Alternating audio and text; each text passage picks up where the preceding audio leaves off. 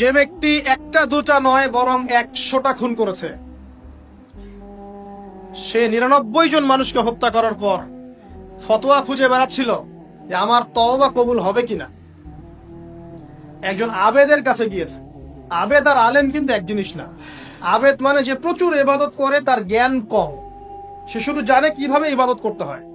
আলেম হচ্ছে সে যে শরীয়তের গভীর জ্ঞান জানে, আবার ইবাদতও করে। আবার যারা জ্ঞান আছে আমল নাই, সেও কিন্তু প্রকৃত আলেম না। প্রচুর জ্ঞান আছে কিন্তু জ্ঞান অনুযায়ী আমল করে না, সেও কিন্তু প্রকৃত আলেম নন।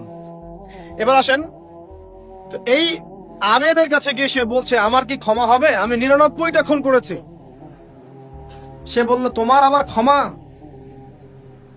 তোমার ক্ষমা নাই।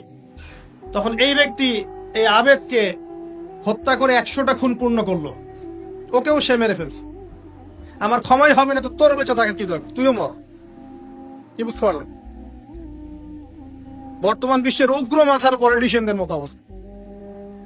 আমার দেশের সমস্যা, তোর দেশ পারমাণবিক বোমের উড়াই দিব, মানে এরকম একটা অবস্থা। তো আল্লাহ রাব্বুল আলামিন এই ব্যক্তির মধ্যে একটা চেতনা তৈরি করলেন যে আমাকে তওবা করতে হবে। সে তখন সার্চ করতে লাগলো আরো কোনো আলেম আছে কিনা। এরপর অনেক দূরে একজন আলেমের সন্ধান পাওয়া গেল। সে সেখানে গেল, তাকে গিয়ে বললো আমার কি ক্ষমা হবে। সে আলেম তাকে বললো হ্যাঁ তোমারও ক্ষমা হতে পারে, যাও তুমি ইস্তেগফার করো এবং এই এলাকা থেকে অন্য এলাকায় চলে যাও। মানে যে এলাকায় তুমি অনেকদিন ছিলে, যেখানে তুমি অনেক পাপ কাজ করেছো, এখানে থাকার দরকার নাই।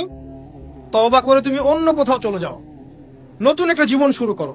এখানে থাকলে হবে কি, তোমার স্মৃতিগুলো তোমাকে তাড়িয়ে বেড়াবে এবং মানুষ তোমাকে খারাপ নজরে দেখতেই থাকবে, তুমি তখন কষ্ট পাবে। এই জন্য তুমি চলে যাও। তো চলে যেতে যেতে সে রাস্তায় ইন্তেকাল করে।